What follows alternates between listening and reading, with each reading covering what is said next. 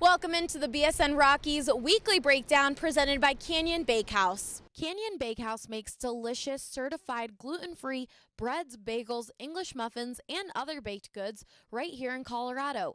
Their gluten, dairy, nut, and soy-free products make it easy for families to enjoy the taste and texture of fresh bread so everyone can love bread again.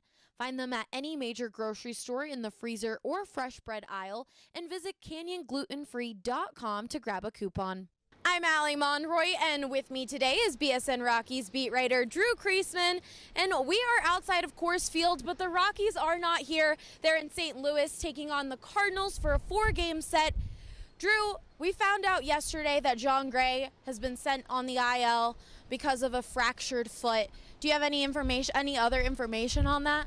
Other than it looks like he's going to miss the rest of the season, Allie. It's really frustrating for him, for Rockies fans, obviously. No matter where you're at in the season, Jon Gray had been the bright spot for the team this year. He really had been the positive story in a season that hasn't had a ton of them.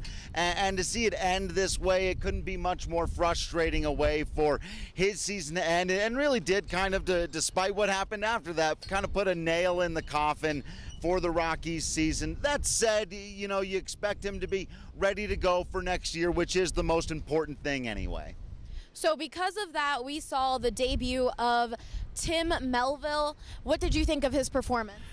I was absolutely stunned by it, as I think everybody else was. I'm not afraid to admit I had not heard of Tim Melville before, really just actually it was a couple of days ago, but I was surprised, they were surprised, he was surprised, but it was an incredible performance, and I don't think it was totally a randomness of luck either. You go back and watch that, he pitched a heck of a baseball game, really worked that curveball around, and you know, he may have his opportunity here to show he can at least stick around in the big leagues, man. If ever you saw a guy pitching for a job, pitching to show the world what he can do, that's what you saw out of Tim Melville, and it was a shot in the arm for the Rockies, who could probably use one.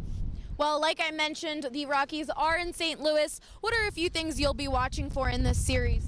Got to continue to see how the Rockies manage the young guys. Are they going to keep playing more of Daza and Hampson, who we've been seeing a lot of? And I want to continue to see what Raimel Tapia does with the glove. Man, the guy's made a lot of improvements this year. I want to see him keep getting those chances, continue to prove that he can be an asset on that side of the ball. Because if he can prove that, he really can be a major factor for this team moving forward, and they can focus their offseason other places. And then speaking of focusing your offseason, it'd be nice to see some of these relievers, especially the young guys, come around and start providing some value for this team. Well, as always, for all of our coverage, be sure to subscribe to bsndenver.com. For Drew Creasman, I'm Allie Monroy, BSN Denver.